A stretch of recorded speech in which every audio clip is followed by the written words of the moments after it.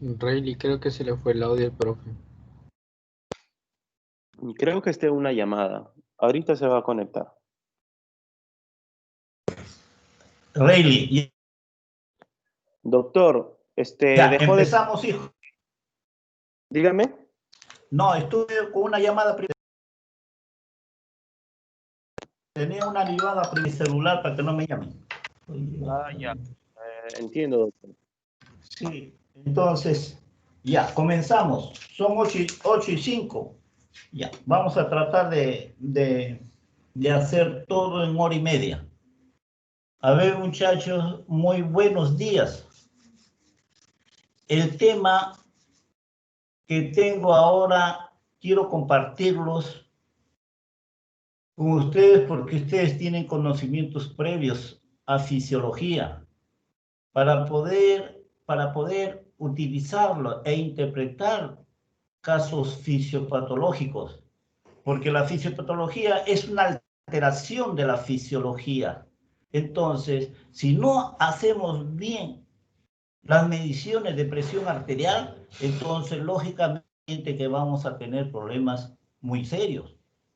Por ejemplo, si al consultorio de ustedes llega pacientes con cuadros de hipotensión, lógicamente tienen que saber tomar la presión arterial. Si la presión está por debajo de una sistólica, me estoy refiriendo, si está por debajo de 80 y eso se mantiene durante 8 horas, lógicamente que ese paciente va a terminar en insuficiencia renal. Entonces, es urgente prácticamente solucionar el problema. Si está sangrando, lógicamente lo que tienen que hacer, cloruro de sodio, pero no se trata de hacer tratamiento.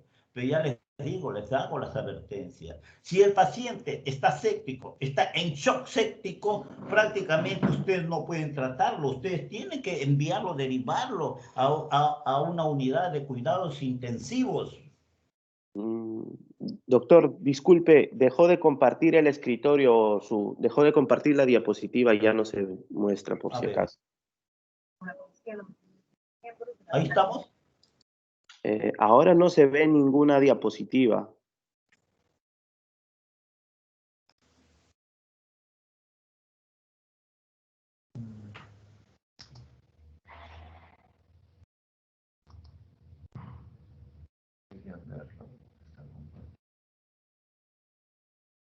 ¿Me veo? Ahora sí, doctor. No sé si podría ampliar la diapositiva. Ya está ampliado acá. Ahora sí, doctor. Perfecto. Ya, entonces, ¿sabes qué cosa, hijo? La otra computadora lo podríamos tener como me ven en pantalla, allá lo puedo leer, pues, lo que estoy haciendo. Tal vez genere conflicto. Entonces, así nomás, ¿no? Sí. Entonces, disculpa que estoy hablando abiertamente, pero me escucharon lo que dije, ¿no? Lo que estaba diciendo, Rayleigh. ¿Me escuchaste, Rayleigh, lo que estaba diciendo? Rayleigh. Sí, sí, doctor, sí se le escuchó, pero no se veía nada. No, ya, ¿qué importa? Que yo no me vea, ¿qué importa? Lo que se vea, las letras nada más y que escuchen mi voz, pues, ¿no? Sí, doctor. Sigo adelante. ¿Sigo adelante, Rayleigh? Sí, doctor. Gracias. Bien, entonces, yo les estaba hablando y justamente se cortó cuando le dije, cuando tenemos al frente un paciente con shock séptico, eso significa que al cerebro no le llega nada de sangre por consecuencia del shock. Ese paciente tiene que ser tratado por ultra especialistas, es decir, por gente que trabaja en unidades de cuidados intensivos. Entonces, eso no se le puede tratar ambulatoriamente. Pero cuando hay un caso de hipotensión, eso sí, entonces tienen que saber tomar bien sus presiones. Si las presiones se mantienen por largo, más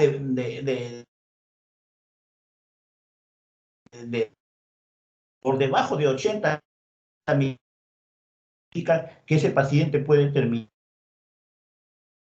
en mucho cuidado. Pueden tratarse también de pacientes, por ejemplo, normotensos. normotensos, en eso no hay ningún problema, porque prácticamente ustedes pueden solucionarlo en una medida, 2 medidas, 3 medidas, qué sé yo. Entonces, y cuando llegamos acá a los casos de hipertensión, acá sí hay que tener mucho cuidado, porque la mayoría de los casos de hipertensión son asintomáticos y son bastante comunes. ¿Quién no va a tener un familiar hipertenso en la casa? Entonces, es responsabilidad de ustedes. Si están en su casa y hay familiares hipertensos y no lo han detectado, responsabilidad de ustedes, porque ese paciente que si no le detectan la hipertensión y no es tratado, ese paciente puede terminar en accidente cerebrovascular. ¿Se escuchó, Rayleigh? ¿Escuchaste, Sí, doctor. Rayleigh? Ya, entonces Sí, doctor. seguimos adelante. Entonces, miren lo bonito que es la fisiopatología. Hay que mejorarlo gracias al hombro de Rayleigh y de gente que anteriormente me hicieron hay que mejorar todo esto. Objetivos. Acá lo más importante es averiguar los determinantes de la presión arterial. Lo demás ya lo leen en su casa. Introducción. El corazón inyecta, impulsa la sangre desde el ventrículo izquierdo a la aorta. Luego este flujo sanguíneo tiene que vencer una resistencia. Miren que ya estoy hablando de 2 factores. Un ventrículo que se ha contraído, que está inyectando sangre a la aorta, y tenemos una resistencia donde hay vasos que se oponen prácticamente a este flujo, que es la resistencia periférica, que está dado por los vasos menores o llamados arteriolas. Estos factores son la presión sistólica y la presión diastólica respectivamente. No, ahí nomás. Ya. Entonces, siga. Acá, miren, la hipertensión arterial es probablemente el problema de salud pública más importante de los países desarrollados. Es todavía. La hipertensión es una enfermedad común, asintomático, lo dije, la mayor parte de las veces fácilmente detectable y tratable. Sin embargo, si no se trata apropiadamente, conduce a complicaciones que llevan a la muerte, complicaciones letales, como la insuficiencia cardíaca, cardiopatías coronarias con angina de pecho, infarto de miocardio, accidentes cerebrovasculares, hemorrágicos e insuficiencia renal. Medición del pulso arterial. La sístole ventricular ocasiona una onda pulsátil que recorre la pared arterial a una velocidad distinta a la de la sangre que circula por su interior. El pulso arterial puede ser evaluado en distintos lugares, siendo el más común el pulso radial. La exploración se realiza con 3 deditos centrales. El índice siempre ubica el pulso de la arteria que estamos examinando. El índice se usa para comprimir la arteria y evaluar su depresibilidad. Si no se puede deprimir, ese paciente está hipertenso. Si es fácilmente depresible, entonces lógicamente, probablemente la presión de esa persona es normal. Eso se le llama amplitud. Entonces, por eso ustedes acostumbran que cada vez que van a visitar a un paciente, pongan los 3 deditos, busquen la arteria. Si la arteria se deja deprimir, entonces lógicamente que ese paciente es muy seguro que está normal. Pero si ven que es un pulso amplio, una gran onda, y que no lo pueden deprimir, ese paciente está hipertenso.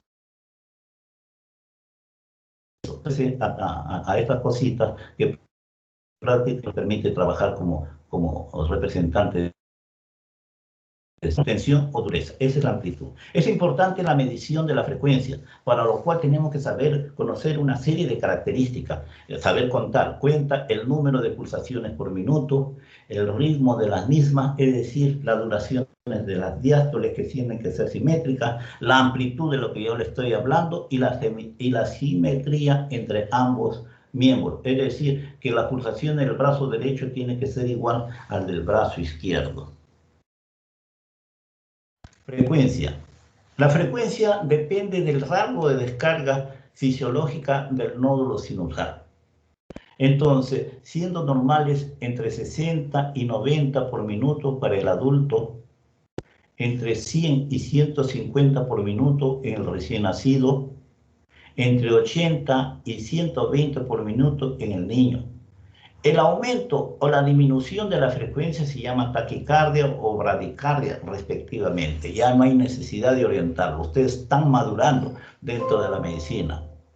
Cuando la frecuencia cardíaca es mayor a la frecuencia del pulso, miren, cuando la frecuencia cardíaca es mayor a la frecuencia del pulso, ese se llama pulso deficitario. Esto se debe a que las diástoles cardíacos producen un volumen de eyección incapaz de producir una onda pulsátil. Entonces, ya saben, tienen que saber diferenciar lo que es el pulso deficitario. En los jóvenes con hábitos deportivos son bradicárdicos, pues. ¿Por qué? Porque son atletas. Se puede encontrar frecuencias cercanas a 40 por minuto por una hipertonía vagal. Y asimismo, en individuos no deportistas es lo contrario.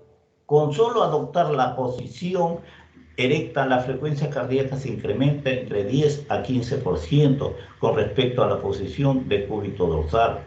Se observa también un incremento en la obesidad.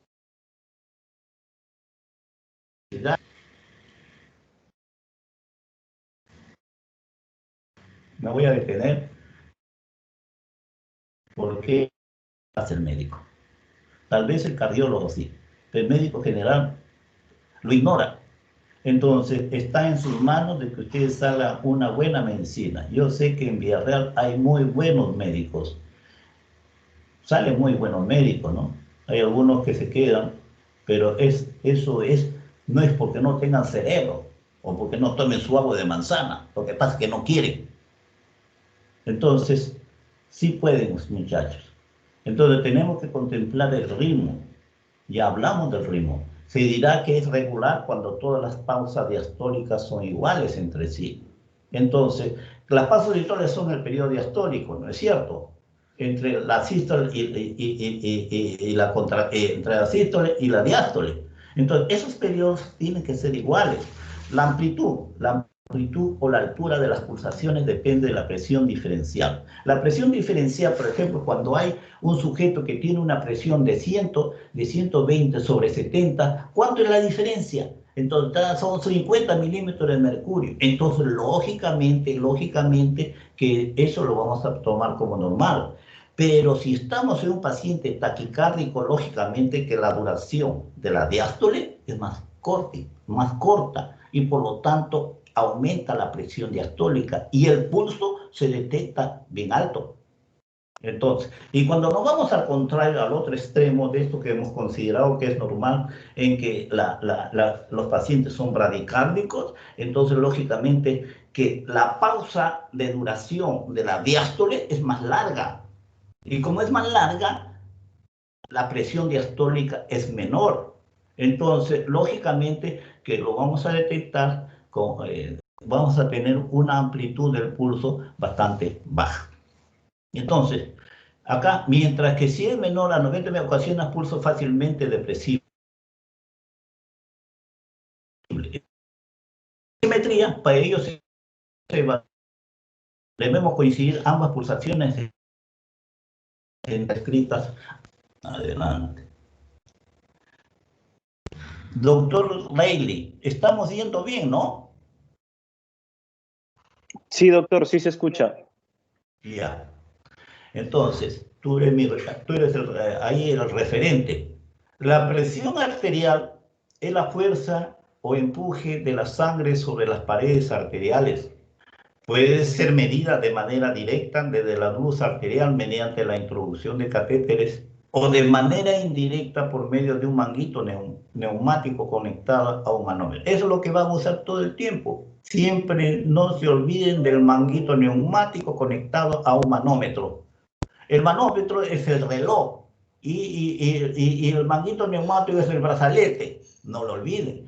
La presión sistólica es el mayor valor obtenido durante la eyección ventricular. La presión sistólica es el mayor valor obtenido durante la eyección ventricular. Miren lo importante que es la presión sistólica, me revela prácticamente salud del corazón, porque el ventrículo izquierdo es el que lo trabaja, es el que determina la presión sistólica. Y después tenemos la presión diastólica. La presión diastólica no revela salud del corazón. La presión diastólica revela salud en los vasos. Dice, la presión diastólica es el menor valor observado durante la diástole ventricular. ¿Se entendió, Reilly? Sí, doctor. Sí, doctor. ¿Me escucha, doctor? Claro. Entonces, la próxima todavía me quedan unas cuantas prácticas para poder preguntar a las demás personas, pero quiero ser diestro. Si no fueran ustedes, yo prácticamente no haría bien estas clases. Yo soy de clases presenciales. Doctor, si desea, ahora puede tomar la lista Estoy llamando a cada rato.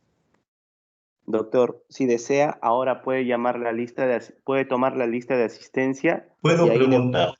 Los nombres de los presentes. O también puede poner en participantes, y donde dice participantes, ahí salen los nombres. Podría preguntar a cualquiera de los compañeros. Ya es ready, pero mientras tanto sigue adelante. Me han dado 1h30 nada más. 1h30, yo quería dar mis 2 horas, pero ya, no importa. Es decir, cada vez que el ventrículo izquierdo inyecta un volumen de sangre a la aorta, determina 2 clases de presiones. Miren, escuchen, muchachos. Es decir, cada vez que el ventrículo izquierdo se contrae, inyecta un volumen de sangre a la aorta, determina 2 clases de presiones. Presión sistólica, que es la que le conocemos como máxima, y la presión diastólica como mínima, y que se expresa en milímetros de mercurio. Y ya prácticamente esa es historia para ustedes, ¿no? Que están madurando. Miren, acá tenemos la curva, una curva de presión aórtica. Acá, por ejemplo, me vas a enseñar también para tener mi puntero, ¿eh?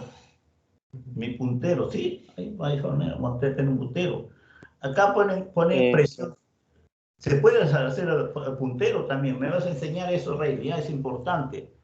Entonces, acá tenemos la presión sistólica, que prácticamente está en esta jiba, donde está el vector señalando, esa es la presión sistólica, la presión máxima que hay en la aorta. Y en la parte inferior tenemos otro vector que dice P diastólico, es la presión mínima, la más baja que existe en la aorta. Y después en la parte central se refiere a la presión media. Es decir, la fuerza con que se desplaza la sangre a través de los vasos es debido a la presión media. Eso ya lo saben ustedes. Que a la altura del corazón es 100 milímetros de mercurio.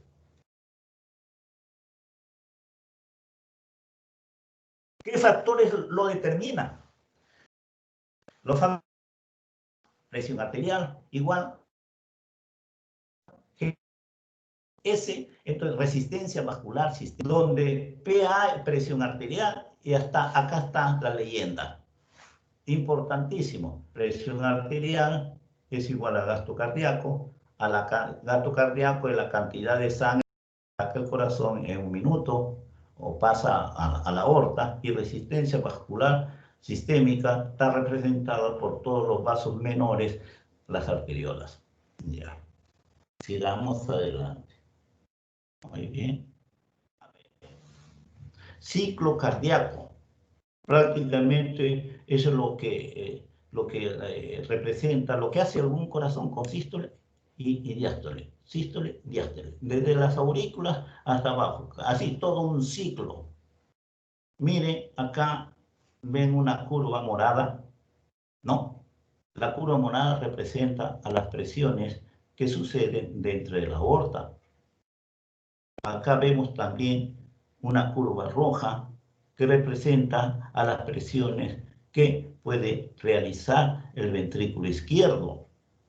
Entonces, la jiba, la parte más alta, no solamente está la curva roja, sino también está la curva morada. Lo que pasa es que está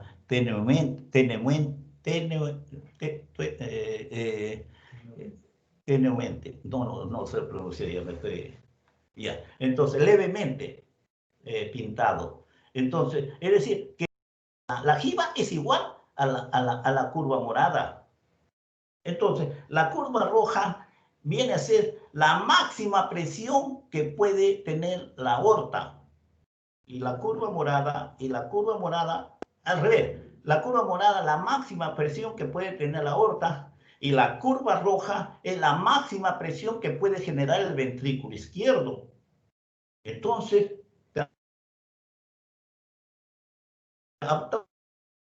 en la aorta y una ventrículo izquierdo. Y entonces, prácticamente la presión del ventrículo izquierdo y la máxima presión que puede tener la aorta es igual. Por eso digo que prácticamente estas expresiones de la presión sistólica evalúa prácticamente la salud del corazón. Por otro lado, tenemos, miren, tenemos un vector morado que dice presión aórtica, sí, presión aórtica, pero está en la presión mínima que puede tener la aorta. ¿Se ve? Acá a mi derecha tenemos un vector morado señalando el punto más bajo de la presión que puede suceder en la aorta, y ahí dice presión aórtica. Entonces, esa curva, ese punto más bajo de la presión aórtica corresponde a la diástole ventricular, pero no está encima de la curva roja. No está encima de la curva roja, por lo tanto es diferente. Esta presión diastólica, por eso digo que la presión diastólica no me evalúa salud del corazón. Entonces, fisiología cardíaca. Entonces, la presión diastólica se relaciona con la presión que ocurre a nivel de los vasos, sobre todo a nivel de las arteriolas. Entonces, he entendido. Por eso que cuando ustedes hicieron fisiología, decía fisiología cardiovascular. Entonces, cuando digo fisiología cardio, me estoy refiriendo a la presión sistólica. Estoy evaluando la salud del corazón con la presión sistólica. En cambio, con la presión diastólica estoy evaluando salud vascular, función cardíaca. ¿Acaso, muchacho, no se equivoque? Acá también he sacado este libro de Gano. Me gustó esa figurita, lo recorté y lo puse acá. Miren, acá hay un ciclo cardíaco también. Arriba observen los tiempos.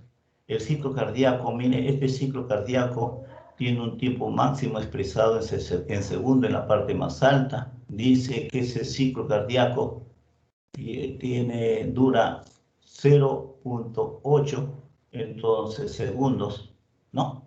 Y después viene la duración de cada actividad ventricular y sístole ventricular y diástole ventricular. Acá también aparece la sístole auricular fraccionada, entonces cuestión de interpretación. Acá dice una O y C. Entonces, acá la O se abre la válvula aórtica porque va a ser inyectada la sangre, y después se cierra la válvula aórtica. Por lo tanto, la curva máxima roja representa lo que es prácticamente la sístole ventricular. Y después la raya negra, en este caso representa lo que es la morada, entonces también. Así como aumenta la presión dentro del ventrículo izquierdo, también aparece la presión máxima en la aorta. Entonces, los dos coinciden. La curva roja me evalúa la función cardíaca. Y después en la parte más baja, miren, entre la línea negra entrecortada hay una depresión. Esa es la presión diastólica.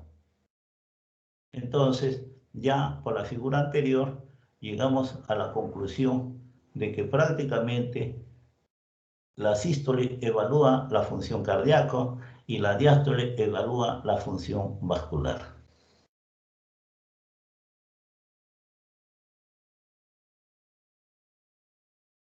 De la sístole y la diástole. Acá tenemos un paciente. Acá tenemos un paciente con una frecuencia cardíaca de 75 por minuto. Cuando me hablo de frecuencia cardíaca, también ustedes tienen que tomarlo como frecuencia de pulso. Frecuencia cardíaca 75 por minuto. Y la frecuencia, en el lado derecho está la frecuencia cardíaca de 200 por minuto. ¿Qué significa esto? Ustedes tienen que pensar en la duración de la diástole. Entonces, acá dice duración de cada ciclo. Cuando tiene 75 por minuto, que es lo normal que pueden tener cualquiera de ustedes, tiene 0.80 segundos. Acá no dice todos los valores están en segundos, 0.80 segundos. Entonces, cuando la frecuencia cardíaca tiene 200 por minuto, entonces la duración de la diástole, ¿cuánto es? 0.30. 0.30 segundos. Entonces, ¿en dónde es la duración diastólica menor? Prácticamente cuando el paciente está taquicárdico. Este paciente está taquicárdico. No hay una frecuencia de 200. Claro, está taquicárdico. Y si está taquicárdico, la presión diastólica se va a incrementar. Y no solamente la presión diastólica, también se ve afectada la presión sistólica. Entonces, ya ven ustedes, después tenemos la duración de la sístole, para que lo lean, la duración de la diástole. ¿Y cuánto es? Adelante, sigamos adelante. Donde el gasto cardíaco es directamente proporcional al volumen de eyección y a la frecuencia cardíaca. Acá están las siglas. Gasto cardíaco es igual a volumen de expulsión por frecuencia cardíaca. No olviden que la frecuencia cardíaca, y hace rato que lo estoy mencionando, la frecuencia cardíaca tiene que ver con los valores de la presión diastólica. Tiene que ver con la presión sistólica, donde el volumen que expulsa los ventrículos en cardíaca, el número de latidos por minuto. Presión diferencial o presión de pulso es una diferencia. Presión diferencial o presión de pulso. ¿Qué cosa? Es una diferencia, lógicamente. Miren esta diferencia, presión sistólica menos presión diastólica. Entonces, ¿qué cosa les hace recordar? La duración, prácticamente la pausa diastólica. Entonces, ustedes tienen que valorar eso. Puede aumentar la duración de la pausa diastólica en los casos, en los casos de bradicardia, y puede reducirse en los casos de hipertensión, ¿no? De taquicardia, también, bueno, en caso de taquicardia. Normalmente es de 50, es decir, que si tengo un paciente al frente con una presión de 120 sobre 80, ¿cuánto sería? Sobre 70, ¿cuánto sería? Sería 50 milímetros de mercurio. O sea, la pausa diastólica es 50 milímetros de mercurio. Esa es la presión diferencial. Pero ustedes tienen que jugar con el término porque están haciendo ya fisiopatología. Ustedes tienen que jugar con el término. Si es taquicárdico, entonces esta duración de la pausa disminuye y pueden jugar también con el término de bradicardia. Esta pausa diastólica se alarga. En la primera aumenta la presión diastólica, en la segunda baja la presión diastólica. En la segunda baja la presión diastólica. ¿Por qué? Porque se produce una dilatación de los vasos. Eso no olviden. Y en la primera, en las taquicardias, se produce una vasoconstricción. Entonces, miren bien que les va a servir mucho estas cosas. Presión de perfusión, presión media, es un promedio de presiones con que la sangre se desplaza por los vasos en todo un ciclo cardíaco y resulta de la siguiente operación: presión media es igual presión diastólica más 1/3 presión diferencial. En todas las arterias grandes la presión media es de 100 milímetros de mercurio cuando está a nivel del ventrículo izquierdo, lo dije hace rato. Acá tenemos una figurita, miren, a la derecha, la parte más alta, la línea blanca, representa lo que es la presión sistólica, y la línea blanca más abajo, debajo de este pintado amarillo, la presión diastólica. La diferencia representa la pausa diastólica, el pulso, la presión de pulso, que es la diferencia de la presión sistólica menos la presión diastólica. Entendido, muchachos, no se confundan. En cambio, la línea de la izquierda tenemos la representación de toda la presión sistólica, que es de 0 a 120. Y abajo, miren cuánto dura un ciclo cardíaco. Ya ustedes no se pueden perder. Lógicamente que ustedes solamente tienen que puntualizar. El día que ustedes hagan patología cardíaca, lógicamente ustedes llegan preparados. Presión normal en adultos jóvenes.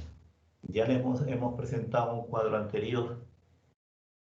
La presión sanguínea en la arteria braquial de los adultos jóvenes sentados o acostados en reposo es aproximadamente 120/80. Tanto la presión sistólica y la presión diastólica aumentan con la edad, lógicamente la aterosclerosis. Cuando nos ponemos de pie, esto es importante, no olviden,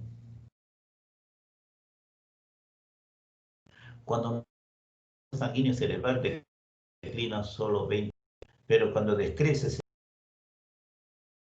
60% de la conciencia. Y eso es lo mismo, cuando siempre mis padres siempre nos decían, no se bañen después de comer. Mire, les estoy diciendo que mi padre siempre me decía, no te bañes después de comer. Pero como era criatura, yo no lo interpretaba bien, pero ahora sí me acuerdo. ¿Por qué? Porque cuando nosotros comemos, la comida que llega al estómago secuestra sangre al cerebro en un 20%, lógicamente. Y si tú te metes un baño después de la comida, la resistencia vascular periférica se dilata. Y si se dilata, baja más la presión y puede desmayarse, puede perder la conciencia. ¿Se entendió, Rayleigh? Sí, doctor. Ya.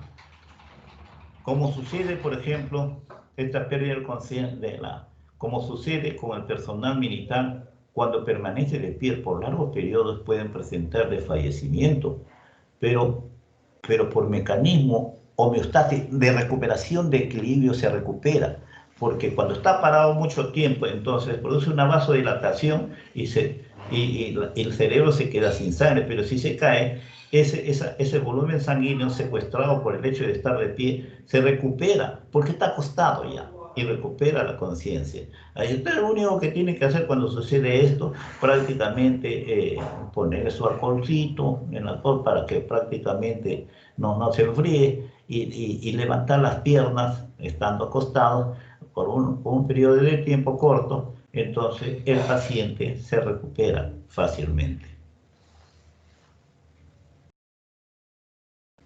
La resistencia vascular sistémica. Es la diferencia arteriolar en ambos extremos sobre la velocidad de flujo sanguíneo. Esto prácticamente es de acuerdo a la ecuación de Poiseuille. Es directamente proporcional a la longitud del vaso y a la viscosidad de la sangre, e inversamente proporcional a la cuarta potencia del radio del vaso sanguíneo, R, que prácticamente es el factor fundamental, no se olvide, el factor fundamental para regular la distribución de sangre en los tejidos. Acá tenemos prácticamente la ecuación de Poiseuille, resistencia vascular sistémica, etcétera, etcétera. Acá nuevamente me gustó esta figurita, así que lo pasé acá a mi clase. Los factores que determinan la resistencia de un vaso al flujo de sangre se expresa mediante la ecuación de Poiseuille. Acá están todos los factores numerados, ya no se pueden equivocar. Solamente es cuestión de reemplazar términos.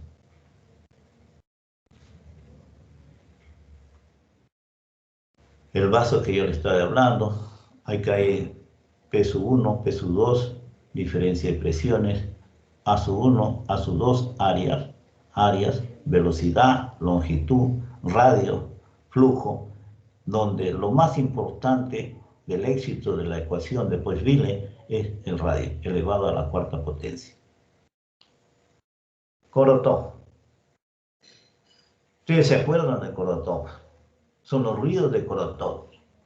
Entonces, acá de qué dice Korotov, describe la escala de ruidos que aparecen en las arterias en el curso de la descompresión. ¿Qué resulta? Que nosotros, cuando tomamos la presión arterial, ponemos el brazalete por encima a 2 centímetros del pliegue de flexión del codo. Entonces, ajustamos el brazalete, ensuflamos de que desaparezca. En el momento que desaparece la pulsación, según el método palpatorio, uno puede elevar unos 10 o 20 milímetros, un poquito más, para no provocar la isquemia al brazo de los pacientes. Entonces, desde que ya desapareció el pulso, nosotros podemos soltar, desinflar el brazalete, y al desinflar el brazalete, comenzamos a escuchar ruidos. El primer ruido es la presión sistólica, después hay una serie de fases, y cuando desaparece es la presión diastólica. Miren, acá hemos utilizado el método palpatorio y hemos utilizado el método auscultatorio.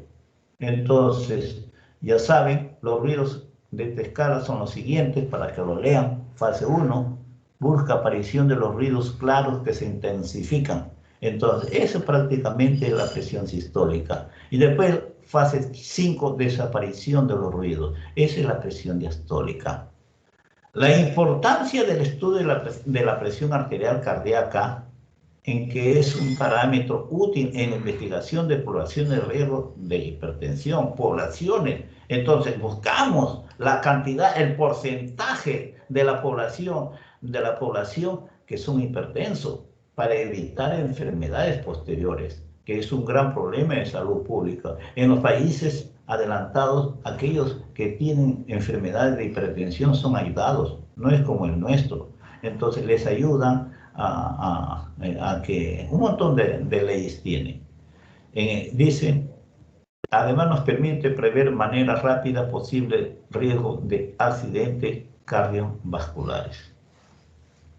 A ver. Acá me gustó esta figurita también, le tomé foto, se los traje a ustedes. Abajo tenemos, miren, las 5 fases. Acá tenemos, a ver, vamos a ver. Acá tenemos las 5 fases. La primera, silencio en el lado izquierdo, nosotros con el Entonces, al desinflar nos encontramos con el ruido. Esa es la fase 1, presión sistólica. Y en el lado derecho tenemos la fase 5, entonces la desaparición del ruido de Korotov se llama presión diastólica. Entonces, ni vuelta que darle, eso ya lo saben. Esa es fisiología.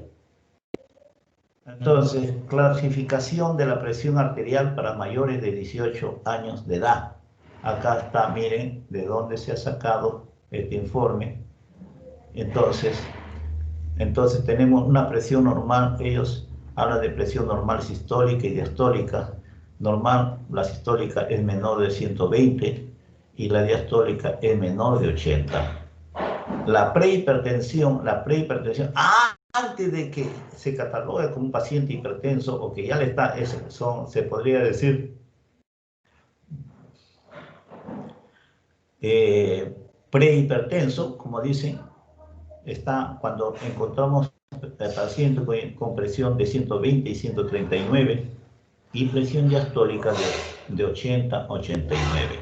Ya nos ponemos en alerta que esos pacientes pueden hacer hipertensión y hay que orientarlos a que tomen otro ritmo de vida. Después, acá sí están pintados de amarillo, pintados de rojo. Entonces, acá sí están los cuadros hipertensos diagnosticados. Estadio 1 de hipertensión es cuando hay presiones de 140 a 159 para la sistólica, de 90 a 99 para la diastólica.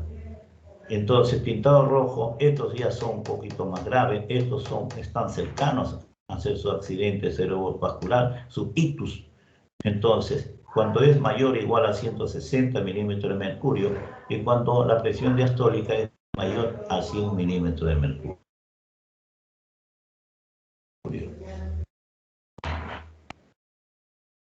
Factores fisiológicos que modifican la presión arterial. Esta es fisiología diastólica, aumenta con el estrés, con los ejercicios físicos, con edad. Con edad se modifican las dos, la presión sistólica y la diastólica. En general, los incrementos del gasto cardíaco elevan la presión sistólica. Claro, el gasto cardíaco, por ejemplo, los ejercicios físicos, como nos quedamos privados de oxígeno, se tiene que prácticamente mandar mayor cantidad de oxígeno para poder seguir funcionando. Y la presión diastólica aumenta con el frío, con la esclerosis, con la aterosclerosis, con la edad. En general, los incrementos de la resistencia periférica elevan la presión diastólica. La presión en cualquier vaso por debajo del nivel del corazón está aumentada y por encima del corazón está disminuida por efecto de la gravedad. Matemáticamente se puede saber por la magnitud del efecto gravitacional. Si nos ponemos a la altura del corazón no pasa nada. Pero si nosotros levantamos el brazo por encima del corazón, lógicamente que la presión en ese brazo va a tener un efecto, por el efecto de la gravedad. Entonces va a disminuir porque ya levantamos el brazo.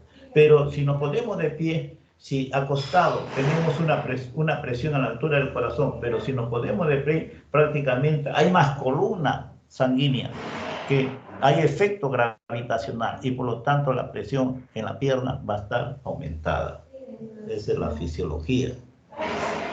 Esa es la fisiología. Sabemos que por los vasos hay dos clases de flujos.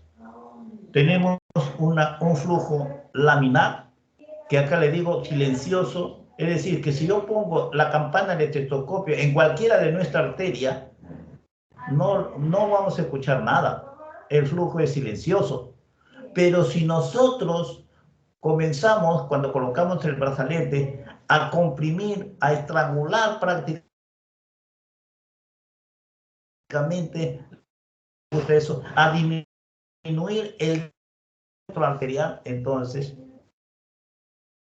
el flujo laminar se puede transformar en turbulento, se puede transformar en un flujo ruidoso, que esos son los ruidos de Corotov. Entre ambos existe una velocidad crítica, entre el flujo laminar y el flujo turbulento existe una velocidad crítica de cambio. Entonces, eso es muy importante para los que hacen la especialidad de cardiología. La velocidad de la sangre dice que es inversamente proporcional al diámetro del vaso, eso es cierto. O sea, en los capilares es menor, pero contradictoriamente es mayor, porque se considera la suma de las áreas de sección de todos los capilares, que es 1000 veces mayor que la aorta, por lo tanto la velocidad es mayor. ¿Se entendió, Rayleigh? Doctor, la velocidad de la sangre es inversamente proporcional al radio del vaso. Sí. Pero cuando hablamos de resistencia vascular, la resistencia vascular es inversamente, no es inversamente, es directamente proporcional. Claro, pero tenemos que pensar así para poder interpretar estos Entiendo. cambios de velocidades. Gracias. Entonces, ya, hijo.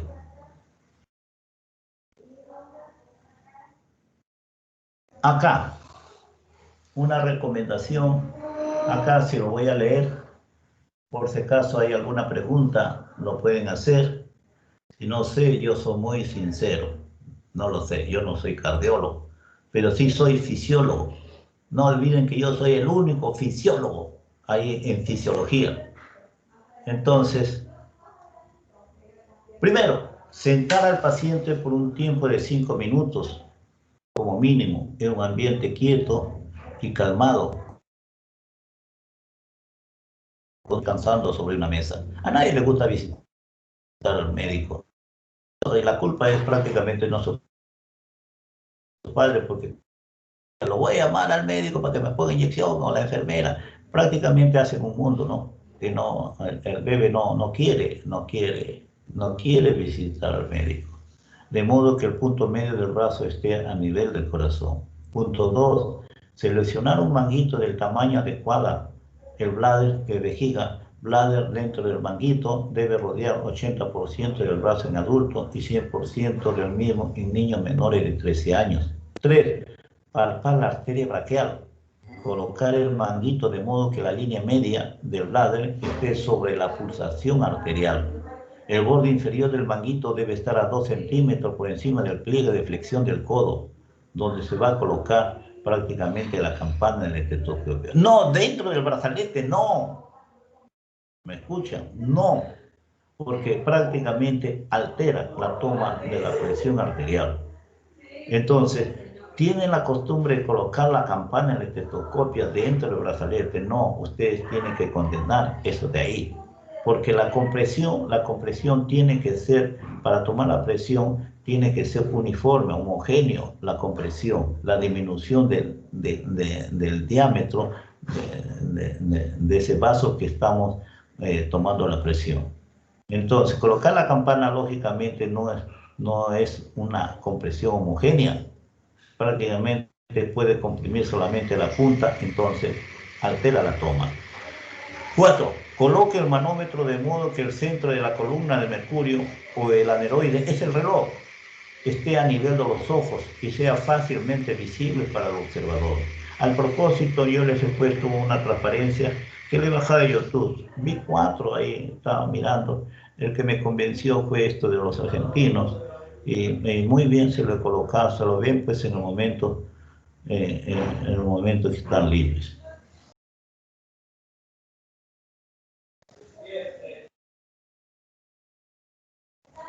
Y dice, cuando ya está todo ubicado rápidamente hasta 70 milímetros de mercurio y aumente gradualmente cada 10 milímetros de mercurio mientras palpa el pulso radial. Ese es el método palpatorio.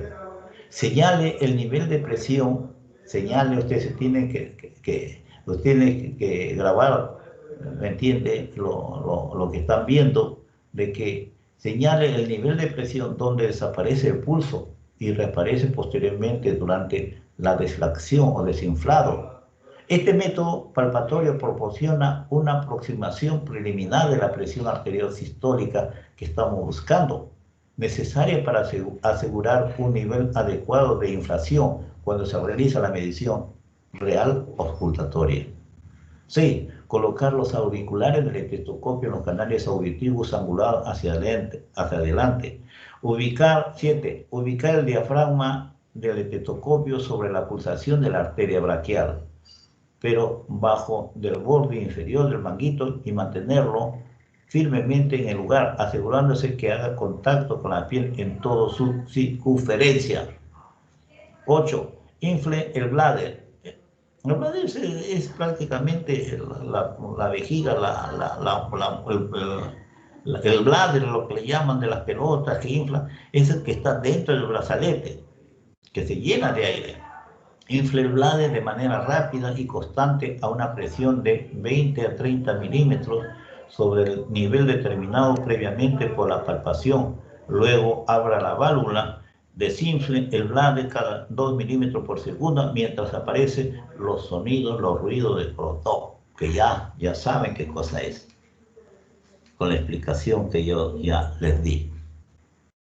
Entonces, y por último, después que escuche el último sonido corrector del manguito, debe desinflarse lentamente, al menos que no son audibles, otro sonido. Concretamente, el sujeto debe descansar al menos 30 minutos por el estilo. Ustedes siguen leyendo, entonces ya son cosas ya de investigación.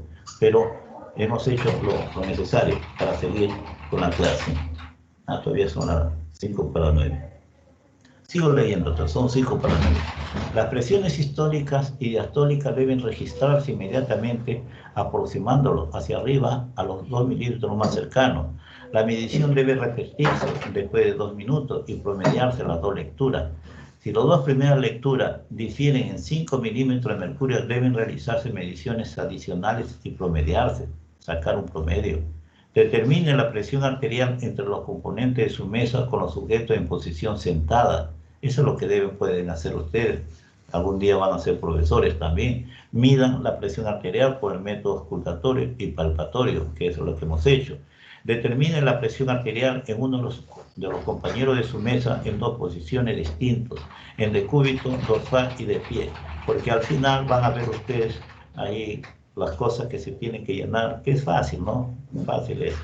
Después, medir la presión arterial en un compañero que permanece en reposo. Repetir la medición después de que el sujeto ha realizado unos 20 ejercicios de flexión de tronco sobre el abdomen o haya recorrido unos 5 minutos sobre la faja de esfuerzo. Entonces, ya saben lo que es la faja de esfuerzo, que prácticamente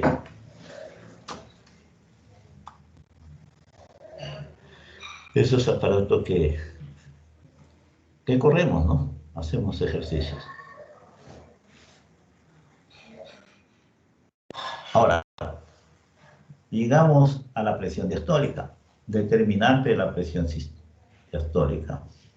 Miren, acá estamos hablando ya, el primero sí, le hemos hablado anteriormente, resistencia vascular periférica, le llamamos resistencia vascular sistémica. Estamos en el flujo de declinación durante la presión diastólica. La pausa diastólica, lógicamente, conforme va transcurriendo el tiempo, entonces la presión diastólica va disminuyendo. Eso es lo que dice acá, declinación. Y después tenemos la frecuencia cardíaca, determina la duración de la diástole. Determina la duración de la diástole.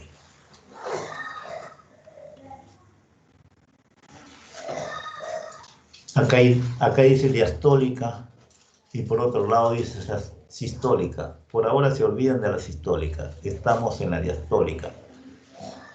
Estamos en el diagrama, en el sistema de coordenado izquierdo. Por favor, no se equivoquen. Reilly, ¿me estás escuchando, hijo? Doctor Reilly. Sí, doctor, se escucha. Bien. Se escucha, doctor. Entonces, estamos en el sistema de coordenadas que corresponde a lo que es la diastólica. En este sistema de coordenadas tenemos dos variables. En la línea vertical tenemos la presión diastólica. En la línea horizontal tenemos la duración de la diástole ventricular. Entonces, miren, ahí hay una línea central y después vemos tres inclinaciones. Hay una central que no está entrecortada. Hay una central que representa la resistencia vascular periférica. Resistencia vascular periférica. Entonces, acá la resistencia vascular periférica, lógicamente, que es normal. Acá dice normal. Entonces, pero conforme va cayendo la resistencia vascular periférica, entonces la presión diastólica también disminuye. Que no es normal, pues eso sucede en todos nosotros. Comienza prácticamente la pausa y la presión diastólica, porque esta variable, la diástole ventricular, es tiempo. Entonces, y la presión diastólica va cayendo. ¿Entendido, no? Entonces, después tenemos una línea que está por encima, Entonces, ¿cómo estaría acá la pausa diastólica? La pausa diastólica acá está cortada. ¿Se acuerdan cuando vimos que había un sujeto que tenía 200 por minuto frecuencia cardíaca, 200 frecuencias cardíacas por minuto, 200 pulsaciones por minuto? Lógicamente que esta pausa está bastante acortada. Entonces, acá la presión diastólica está incrementada, pero también las mismas características, que conforme se va agotando la pausa, la duración de la diástole, también la presión del corazón va decayendo. Pero tiene su característica que esta resistencia vascular periférica ha ocurrido porque la presión, ha habido una vasoconstricción periférica. Por eso que prácticamente el paciente es taquicárdico con una resistencia periférica ocasionado por vasoconstricción, etcétera, etcétera. En cambio la figura, la curva inferior, también corresponde a lo que es la resistencia vascular periférica. Entonces, esta resistencia vascular periférica está disminuida, pero ustedes tienen que interpretar cómo está la duración de la diástole ventricular. Está alargada. Entonces, si está alargada, la presión en el ventrículo de la diástole ventricular va disminuyendo conforme va transcurriendo el tiempo. Entonces, si va disminuyendo conforme va transcurriendo el tiempo, ¿qué se imagina? ¿Por vasoconstricción? No, por vasodilatación. La pared de las arteriolas, el músculo ha cedido y se ha relajado lo que tiene que suceder, lo que ustedes están viendo. ¿Entendido? Este último caso, por ejemplo, en quienes ocurren aquellos pacientes que están recibiendo medicación para bajar, tienen problemas de taquicardia, entonces de arritmia ventricular, le dan pastillas para bajar la frecuencia cardíaca, entonces muchas veces se van al otro extremo y ocasiona la bradicardia, que no conviene. Entonces en ellos ocurre la bradicardia. Ya saben de lo que sucede. Entonces, sigamos adelante.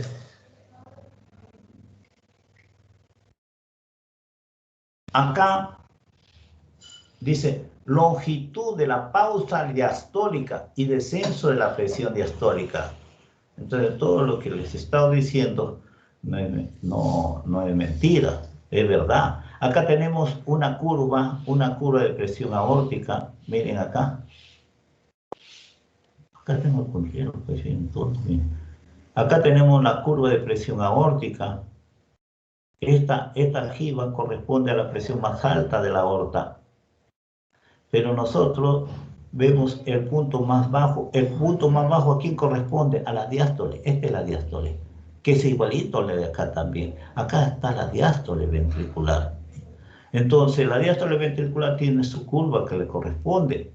Pero si tenemos un paciente bradicárdico, como el que estoy mencionando cada rato, entonces esta diástole ventricular disminuye. Miren, disminuye. Entonces va a seguir disminuyendo la pausa diastólica. Entonces la pausa diastólica la presión diastólica va a disminuir y la longitud de la pausa diastólica se va a ampliar.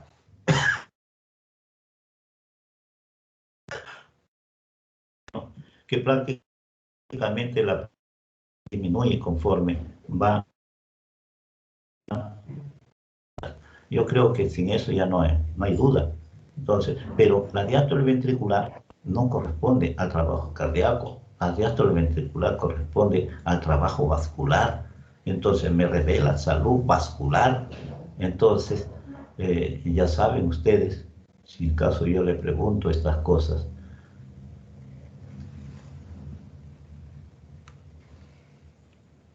Este es lo que les estaba diciendo, que al final de la práctica hacen esto, cuando es presencial. Es bonito, porque todo el mundo se alborota. Y al final comenzamos a responder estas cosas de acá. Y el próximo año mejoraremos, si es que sigo, Lo importante es que ustedes mejoren, la universidad mejore. Aplicación clínica. Esto de acá, como cambié de computador, se repitió. Este de acá ya lo había borrado. Ustedes también lo tienen. Entonces, olvídense de, acá dice la hipertensión, hasta alrededor del 90-95. Eso lo borra. No sé, algo pasó. Me dice, alrededor del 90 al 95% de los casos de hipertensión son idiopáticos, no se conocen.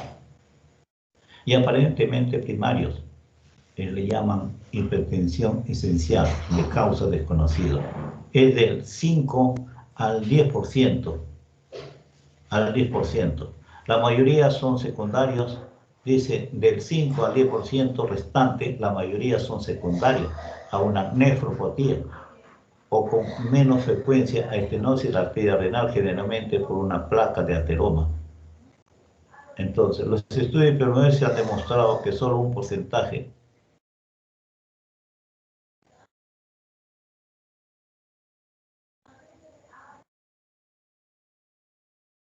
a ver, perdón.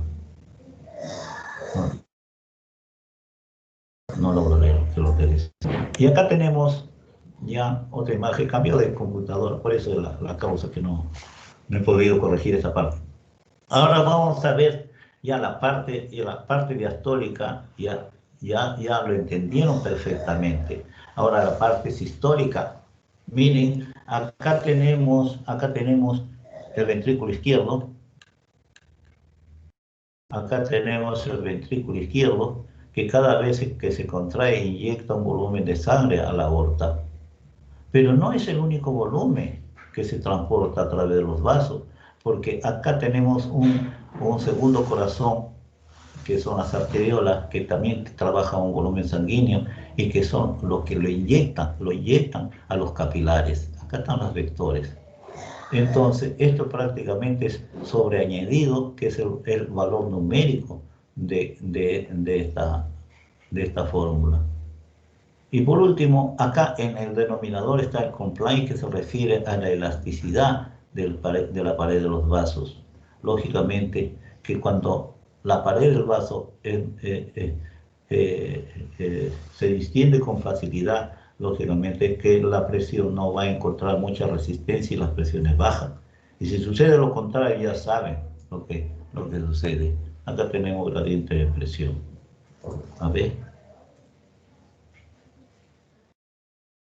Determinante de presión arterial sanguínea, presión sistólica, determinado por la resistencia vascular periférica. Miren, a ustedes deben ustedes, yo se lo pongo acá, pero doctor, usted dice que la resistencia vascular periférica está con la presión diastólica nada más, pero es necesario mencionarlo. Miren, después tenemos resistencia vascular periférica, volumen de expulsión y compliance aórtica. La resistencia vascular periférica lo pone, pero no es muy importante. Determina el material a la red capilar y presionar al reservorio arterial durante es solamente 20% despreciable. Es despreciable. Acá lo más importante es el volumen de expulsión. Ustedes siguen que el volumen de expulsión es lo más importante para determinar la presión sistólica. Y después tienen que ver también con el compliance aórtica, es decir, con la elasticidad de la pared de los vasos, que ya lo vimos también. Y para terminar, acá tenemos la presión sistólica. Depende de la función cardíaca, señala la falsa. Entonces, a ver, miren, céntrense bien. La pregunta, ¿aló? ¿Me escuchan? La C sería. A ver. A, B, C. Sí, está bien. ¿Quién es el que ha contestado? Soy yo, Rayleigh. Mira, Rayleigh. Está bien, me da mucho gusto. Que estás mejorando, hijo. La C es, la C. La presión máxima de la aorta es diferente a la presión máxima ventricular. Claro, esa es la falsa. Después tenemos otra pregunta. La presión diastólica depende de la función vascular. Dice, la presión diastólica depende de la función vascular. Dice, de la resistencia vascular sistémica, de la resistencia vascular periférica, de la frecuencia cardíaca, de la elasticidad de la arterial. Todas son verdaderas. Basta que sean todas verdaderas para que el resto también ni lo lean ya. Ustedes que son famosos, no sé cómo hacen, son magos ahí mismo. Entonces, ya no lo lean, no pierdan tiempo, porque ahora, a ver, vamos a poner 1 minuto por cada pregunta nomás. Y después tenemos acá la presión arterial, ¿me entienden? La presión arterial media, la presión arterial. ¿Cuáles son los de gasto cardíaco, resistencia vascular sistémica, resistencia vascular periférica? Todos son verdaderos. Después, a ver, ya no. No se nota, pero sí, la respuesta es el radio. Y si ustedes lo están viendo, es el radio elevado a la 4ª potencia. No lo veo acá, no lo veo. He tenido que cambiar de computadora. Acá, ¿cómo podría checar esto? Para ver, a ver. Puede salir de la diapositiva, doctor. Antes de ampliarlo, o sea, comparta otra vez la pantalla y que se vea.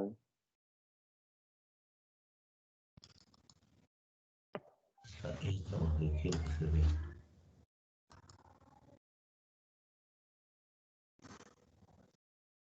Ahí está. Ahí se ve, Kylie. Estamos bien. Dejó de compartir la pantalla, doctor. Ahora, vamos a ver. Ahí.